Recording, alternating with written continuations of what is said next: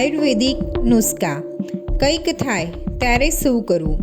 દાંત માટે મીઠું અને દાંતણ, ચામડીના ઘૂમડા માટે લીમડો, ખીલ માટે ગુલાબજળ, સફેદ ડાઘ માટે સફેદ કરેણ, વાગવા કે ઘામાં હળદર, નબળા પાચનમાં આંબળાનું જ્યુસ, શરીરની પુષ્ટિ માટે અડદ, વાળના ખોડા માટે ડુંગળીનો રસ, નાળિયેર તેલ, આંખની રોશની માટે વાસી થૂક, લીંબુ, સંતરાનો રસ, નબળાઈ માટે દેશી ઘી, કઠોળ, કિડનીની સફાઈમાં વરિયાળી, સોજા કે મૂત્ર રોગમાં સાટોડી, દાદરમાં લીંબુનો રસ, હરસમસા, સૂરણ, ઝાડામાં છાશ જીરું, વામાં નગોળ, તાવ શરદીમાં તુલસી.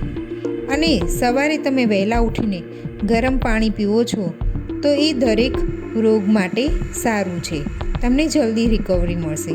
જો તમને આ વિડીયો ગમ્યો હોય તો લાઈક, શેર અને ચેનલને સબસ્ક્રાઈબ કરવાનું ના ભૂલશો.